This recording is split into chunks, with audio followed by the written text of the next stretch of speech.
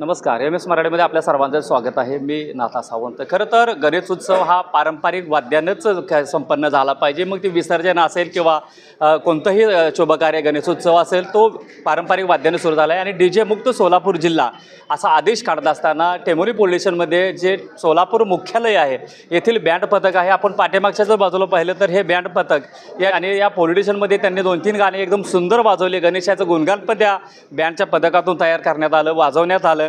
आणि हा सर्व उठाठेव कशासाठी आहे तर ते पारंपरिक वाद्य आहे. त्या पारंपरिक व्यवसायातून पारंपरिक व्यवसाय चालला पाहिजे, पारंपरिक वाद्य वाजले पाहिजे आणि डी जे मुक्त सोलापूर जिल्हा झालं पाहिजे.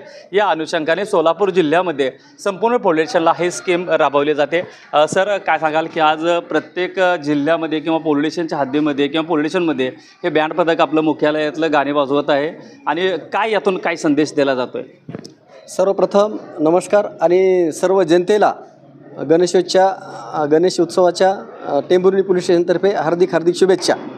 आज या ठिकाणी आपण गणेशोत्सवानिमित्त माननीय पोलीस अधीक्षक सर अतुल कुलकर्णी साहेब यांच्या संकल्पनेतून आपल्या जिल्ह्यातून डॉल्बी डी जे आणि लेझर याचा वापर करू नये याबाबत माननीय जिल्हाधिकारी साहेब यांनी अधिसूचना जारी केलेली आहे. त्याचे सर्व जनतेने पालन करावे या दृष्टिकोनातून माननीय पोलीस अधीक्षक साहेब यांच्या संकल्पनेतून आणि माननीय अपर पोलीस अधीक्षक साहेब यावलकर सर तसेच आमचे SDPO अंजना कृष्णन मॅडम यांच्या मार्गदर्शनाप्रमाणे यांच्या सूचनेप्रमाणे आज या ठिकाणी पोलीस मुख्यालय येथील बँड पथक या ठिकाणी बोलवण्यात आलेला आहे. आणि त्या बँड पथकावर गणपतीची आरती आणि वेगवेगळे गीत असं या ठिकाणी सादर करण्यात आलेलं आहे. तरी सर्व जनतेला यामधून आवाहन करण्यात येत आहे की सर्वांनी गणेशोत्सव काळामध्ये आणि इतर नंतर देखील कोणत्याही उत्सवाच्या काळामध्ये DJ डॉल्बीचा वापर न करता पारंपरिक वाद्याचा वापर करावा असं या माध्यमातून आम्ही आवाहन करत आहोत. पद्धतीने आज या ठिकाणी आम्ही पोलीस मुख्यालयातील बँड पथक हजर झालेलं आहे. त्यांच्याकडून आम्ही या ठिकाणी गणेशाची आरती करून घेतलेली आहे. तर साधारणतः आपण जर तो DJ डॉल्बी किंवा लेझर लाईटचे जर आपण केलेलंच आहे, हद्दपार सोलापूर जिल्ह्यातून होणारच आहे. परंतु आपण काय एक संदेश आला की पारंपरिक वाद्य कुठेतरी बंद पडत याला चालना मिळेल का? हे अतिशय चांगलं पारंपरिक वाद्य आहे. जर आपण बघितलं पारंपरिक वाद्य जर आपण 15-20 मिनिट जर ऐकत बसलो तर प्रत्येक माणूस त्याच्यामधून मंत्रमुग्ध होऊन जातो.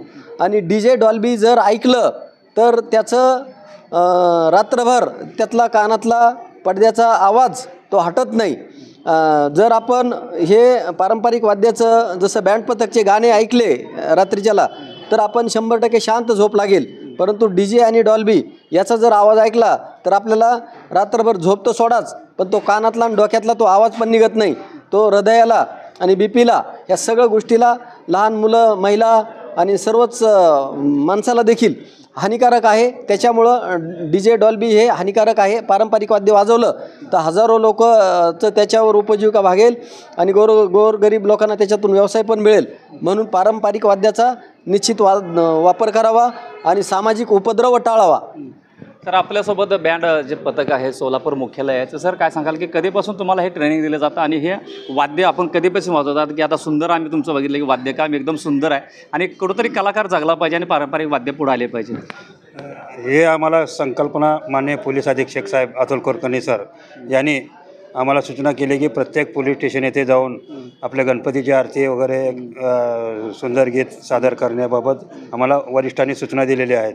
त्या पद्धतीने आम्ही प्रत्येक पोलीस स्टेशनला जाऊन आम्ही गणपतीची आरती, फिल्मी गीत वगैरे आम्ही सादरीकरण केलेलं आणि आम्हाला भरपूर सपोर्ट मिळालेला आहे पोलीस स्टेशनतर्फे आणि सुंदर असं आम्ही गीत सादर केलेले आहेत आणि त्याबद्दल आम्ही आमचे पोलीस अधीक्षक साहेब आमचा आभार मानतो. कारण त्यांनीच आम्हाला ही संकल्पना दिलेली आहे की आम्ही पोलीस स्टेशनला जाऊन आपले सादरीकरण करा.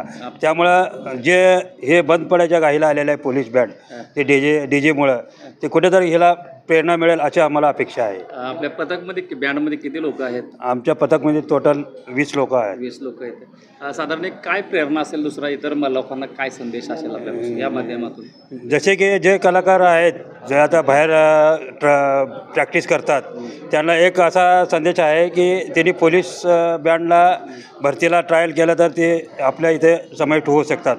त्यांना कसं जनरली रनिंग वगैरे करणे, परत दारू हे आपलं गोळा फेक वगैरे सगळं व्यवस्थित ग्राउंड केल्यानंतर हे बँडची स्टेट परीक्षा असते, त्यामध्ये जर पास झाले तर तिने बँडमध्ये समाविष्ट होऊ शकतात. आपण काय सगळे जे आहेत ते पोलीस स्टाफच आहेत का सगळे? हा, पूर्ण पोलीस स्टाफ आहे आणि आम्हाला पण इतर जनरल ड्युटी पण करावं लागते. हो.